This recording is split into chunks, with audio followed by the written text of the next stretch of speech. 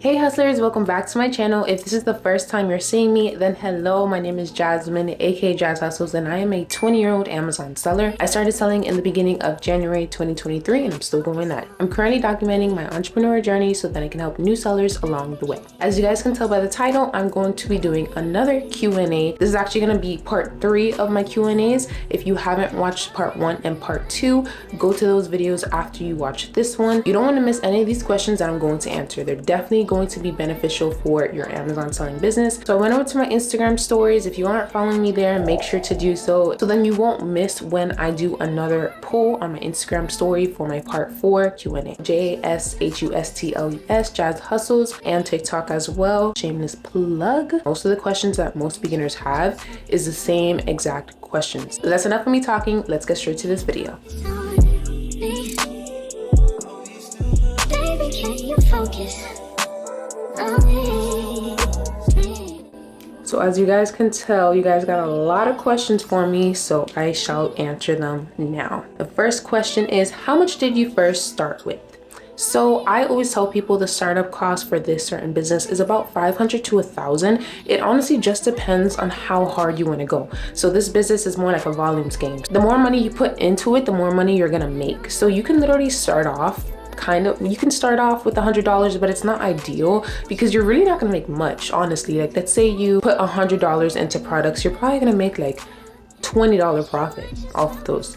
That's realistically that much, maybe even less, maybe a little more, but it's always best to start off with a good amount, about $500 to $1,000, so then you can get the most ideal results and you won't be discouraged when you say, oh, you only made this much money. Yes, if you put a little money in, you're only gonna get a little money back. So make sure to start off with at least $500 to $1,000. Say all the materials that you need is probably around $200, $300, and any materials that you need for your Amazon business, it's gonna be in my Amazon storefront link in the description. So I would say that's about $200 to $300, and then the softwares you'll need, which is SellerAmp and Keepa, those are $20 a month, and those are also in the link in my description. So everything adds up. You're already spending, let's just round it up to $250 for the material. So $250, then we have another $40, so that's $290.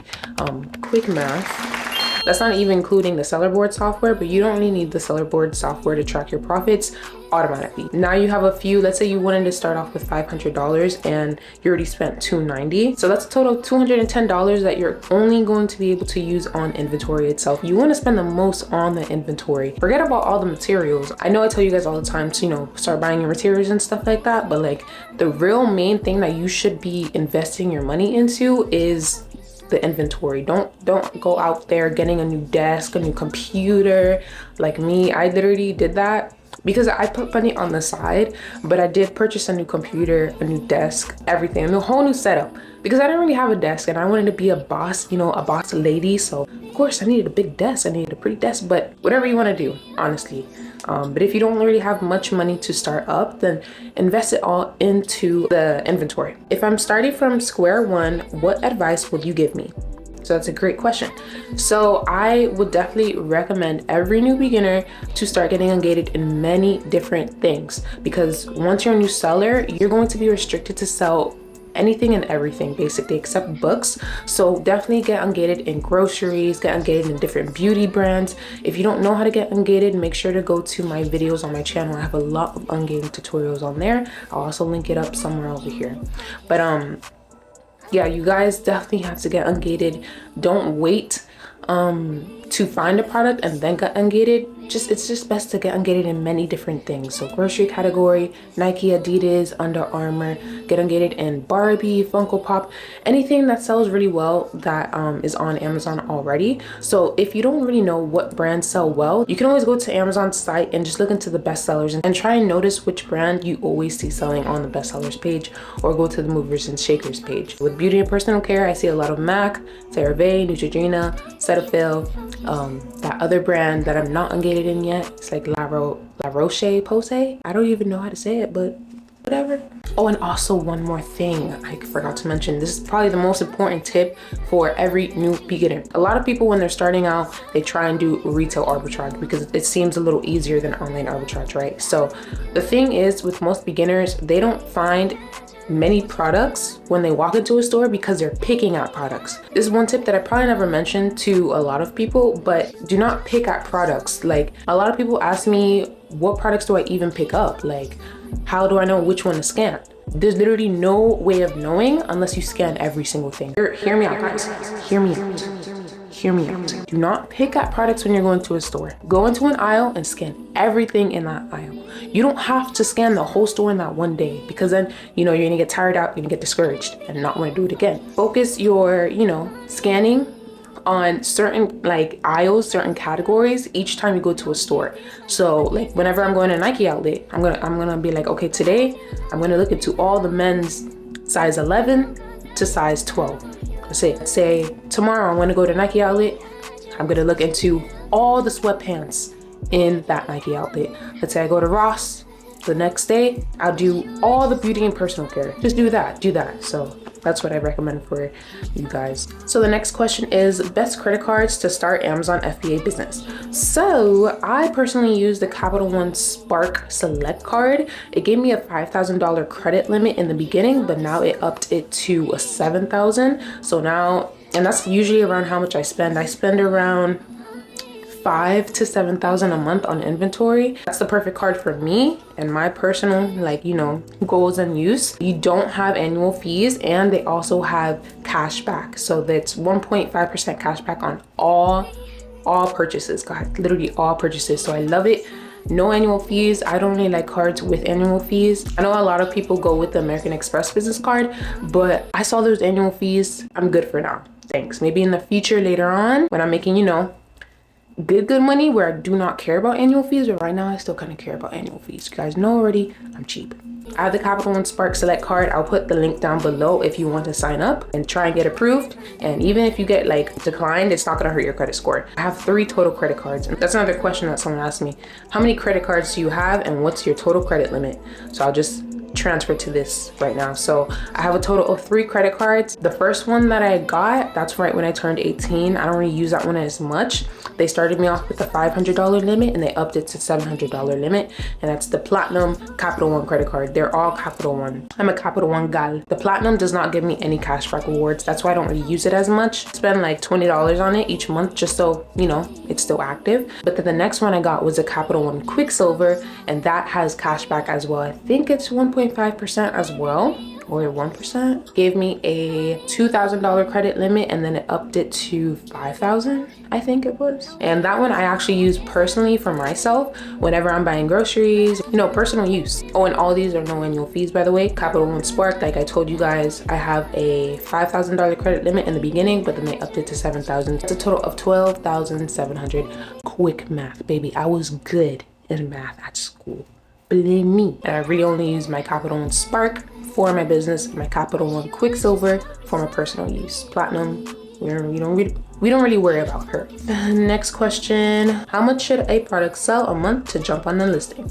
So I always tell people all the time, I always look for products over 100 monthly sales, but let's say it sells like less than that. Let's say it sells 50 times a month. I wouldn't completely disregard it. I would just want to see how much sellers are on that listing, because you don't want a lot of sellers to be competing to win the buy box when that product really isn't in high demand. Let's say it sold 50 times a month. I would probably want there to be less than like 6 sellers max. Let's say it sells 10,000 times a month. I wouldn't mind there being like 50 to 70 sellers on it. It really just depends. So the more demand that product has, the more range you have to compete against a lot of different sellers, because a lot of people can make money off of one product if it's doing that well and having that much volume sales in a month. So yeah. So when I have the product in stock, do I send everything to Amazon or at every sale I get? So a lot of people think that you make a sale and then you send it to Amazon. No, you don't do that. What you do is get a whole lot of products, put it all into a box and ship it out to Amazon. And then when you get a sale, Amazon ships it to the customer. So that's pretty much that. Someone asked, can you go through how you price your items when there's more than a few already selling? So that's kind of like a little information and data that I would have to show you, but I did answer that question in one of my online sourcing tutorials. So just go to one of my online sourcing tutorials in my channel and you will have your question answered on how I price my items. Next, do you have an LLC? How long did you have to have it open to get a business credit card? Yes, I do have an LLC. I recently got one. Well, not recently. That was like probably my 5th or 6th month selling on Amazon. You can actually get a business credit card right when your LLC is formed. Okay, someone asked me, how much did you make your first month? So I actually have the stats right here. My first month in total sales, so that's not Amazon fees taken out or anything, that's just total sales. So in total sales, my first month I made about 1.3K, so $1,334. And in that month, I spent $551 on inventory that sold that month. So my profit was $191, and the revenue, which is how much I actually get sent to me, how much I spent and how much my profit is. So my revenue was $743. So I can say that I made 1.3 in sales my first month, but the profit I actually made was 191, so I just rounded up to 200. So I made about $200 profit my first month, spent $551 my first month. Someone asked, do I have to get ungated if I'm doing retail arbitrage? If so, do I have to get stuff mailed to my house? So yes, you do have to get ungated to sell any brand name products, and yes, you have to get ungated by sending 10 products from a distributor or trustworthy website to your house, the same address that is matching your Amazon selling account address. Someone asked, can you make a video on how to track your inventory and investments? So I actually have a tutorial on the seller board software, and that's exactly what I use to track my inventory and investments. So you guys can go to the video on my channel. It's how to track your profits using seller board. Someone asked me, do you need to use Amazon ads to sell your products? So in this case, since we're selling brand name products, we do not have to be putting ads on our products. I've never spent on ads, and I don't really recommend you do. If you're selling brand name products, all these brands are already promoting their products already online, on TV, like commercials and stuff like that. So you have no need to spend on ads unless you're doing private label and you're trying to sell your own product. So let's say I bought like 50 iPhone cases, some clear iPhone cases from Alibaba Chinese wholesalers, and just put my brand on it, and I bought my UPC code for it, then I would have to probably spend on ads. A little more advanced doing private label, but maybe in the future, I don't know. I always say that I'm never gonna get into it, but like, there's so much money in private label, way more money in private label than what I'm doing now. I don't know about that, y'all. I don't know. Someone asked, what category should I go and get ungated next? So if you haven't ungated in the grocery category, then definitely do that. After the grocery category, I would suggest you start getting ungated in different sports apparel brands like Nike, Adidas, Under Armour, and then also start getting ungated in a few popular beauty brands as well, like Neutrogena, CeraVe, Cetaphil, MAC, and then also get ungated in different toy brands as well, like Disney, Lego, Star Wars, Barbie, Funko Pop, stuff like that. So someone asked me, do you worry about saturation? So this is a good question. To be honest, I don't really worry. Like, I'm not like, oh my gosh, so much people are getting on it. Like, if I was worried, I wouldn't be promoting to start selling on Amazon. You get what I'm saying? Because just Amazon is such a big marketplace. Everyone is going to be able to make money. Everyone. And there's so much products out there.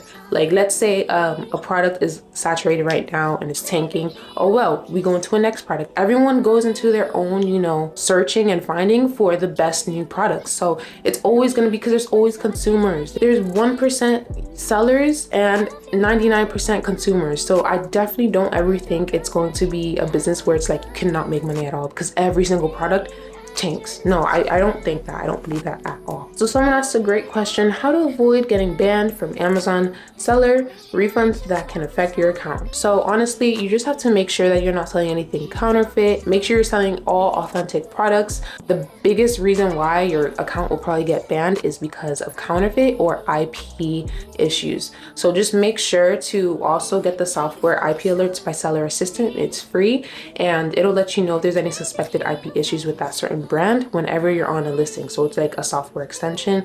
But the way to find out whether or not there's IP issues with that brand, what you're gonna do is go to the keep a graph. You're gonna go to the offer count graph.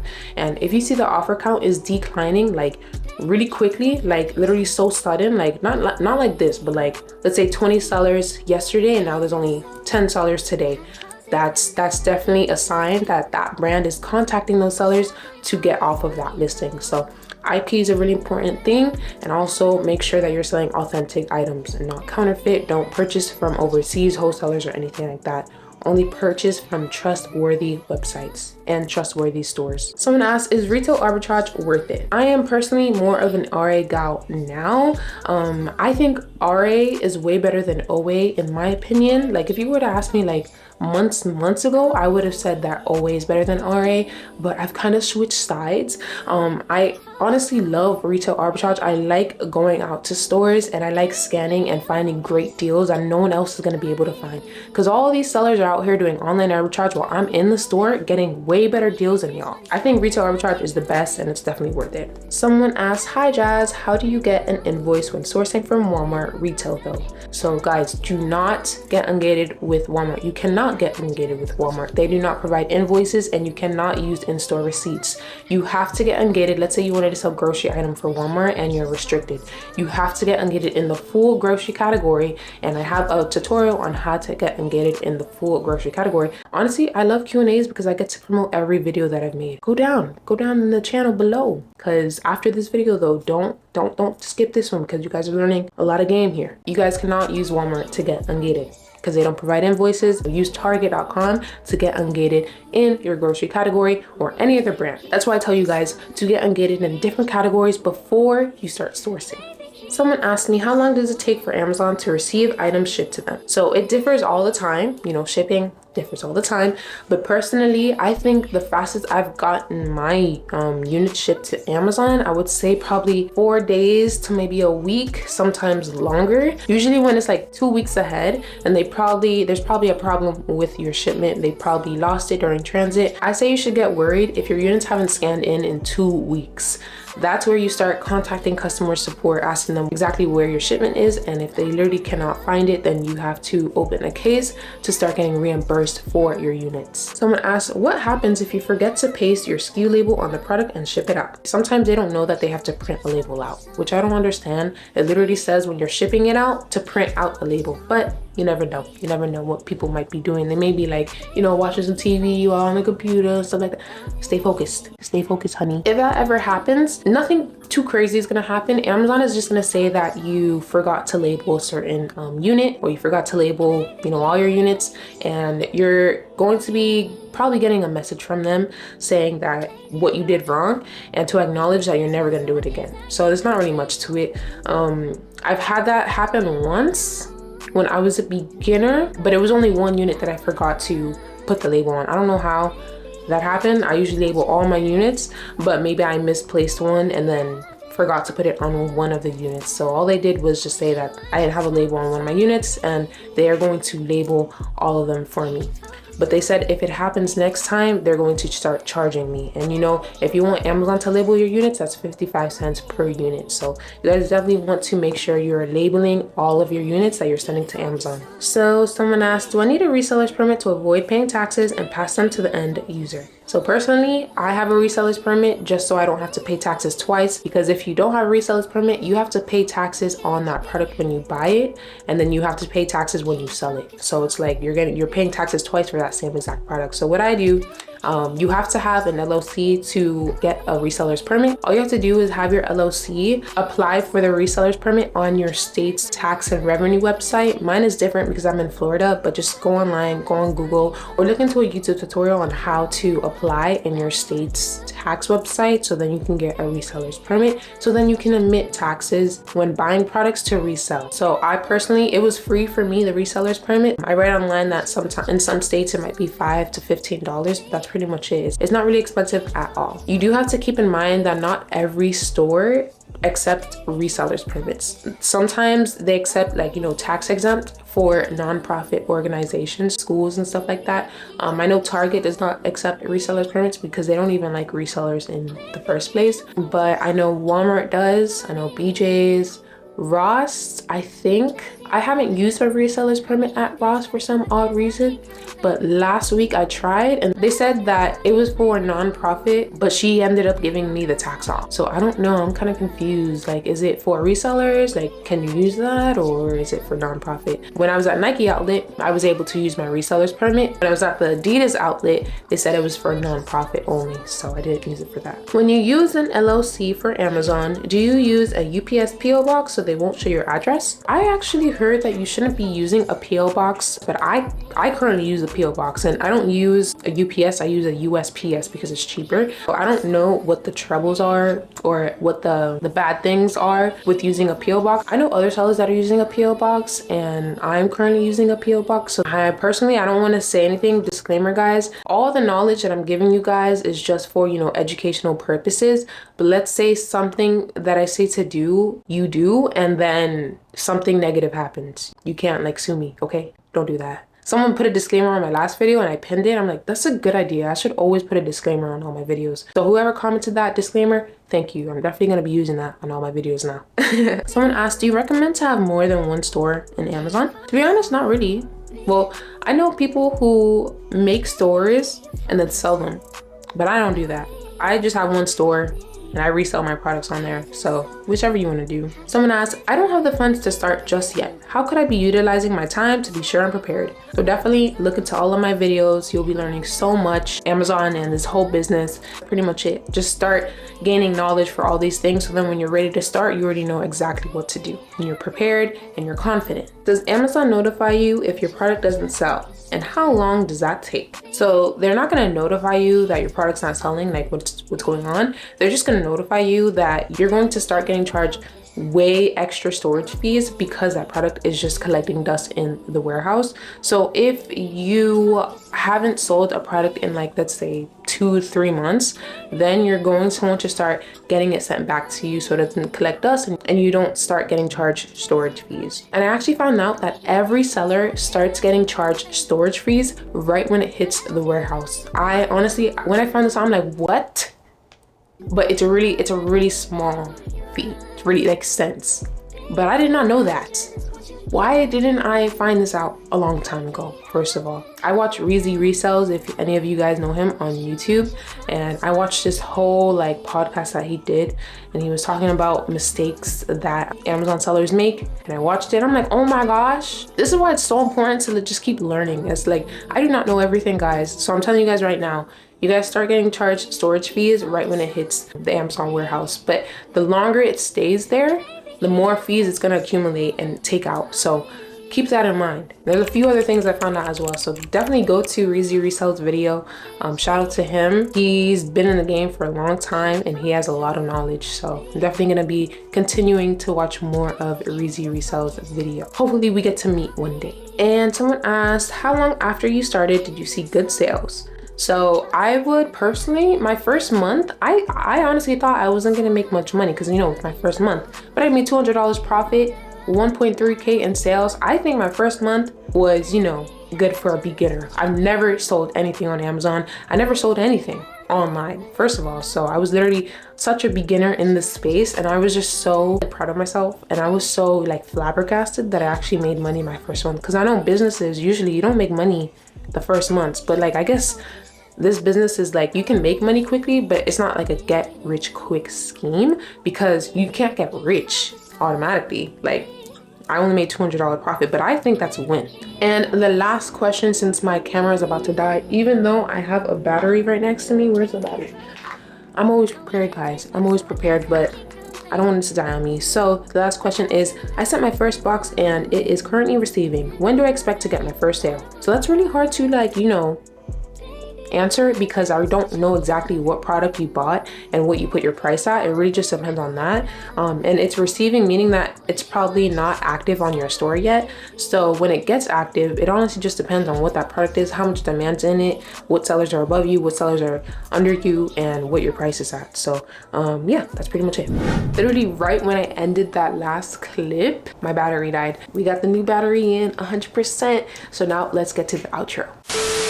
If you guys enjoyed this video, make sure to like it up. If you learned anything new in this video, make sure to like it up. If you just like seeing my face, make sure to like it up, and also subscribe for more. I post every Friday, so make sure to push the little bell so then you're notified whenever I post. If you haven't already, make sure to follow my Instagram and my TikTok where I post on those every day. I want to make this a series of this, Q&A, Amazon FBA questions. So definitely stay tuned for my Instagram stories because I will be asking later on more questions you guys have for part 4 of this Q&A little series. If you guys want to learn more about Amazon FBA and you want to be knowledgeable of everything all in one, you guys could definitely go to the link in my description where I have my complete Amazon FBA guide. It's called the Jazz Hustles Approach, and it basically has everything you need to know when selling on Amazon. If you guys are interested, make sure to go to the link in the description. And if you guys don't have money to invest in that type of knowledge, then just look at my YouTube videos. I put a lot of free game on my YouTube videos as well. I'm so glad to have helped 6,500 of you guys. Right now I think I have about 6.5 subscribers on my YouTube, which is crazy. I started posting on YouTube only a few months ago, and I'm just so grateful for all of you guys. So grateful for all of you. Hold on. No, 6.4, so 6,460. So right now I have 6,460. Year-long goal for this whole year is to get to 100K subscribers, which is a big goal. I'm gonna tell you guys. So if you guys want to help me reach my goals, guys, so then I can get that YouTube plaque, it's gonna be on my vision board, guys. Let me know in the comments if you guys want to see a little vision board vlog, me creating my vision board, what goals I have set for 2024. Make sure to comment down below because that's a video idea of mine. 6460. Like, this is what my dashboard is looking like right now on my YouTube. $1,000 in the last 28 days of estimated revenue just on YouTube videos, which is crazy. Another source of income. I'll take it. It may not be a lot, but I'll take it. I'm just so excited for this YouTube journey, and also excited for my Amazon selling journey as well. So thank you guys so much for watching. That's enough of my talking. Comment the word hustle if you got to the end of this video so I know you're serious about this business. And thank you guys so much for watching again, and I'll see you guys real soon on the next one. Peace.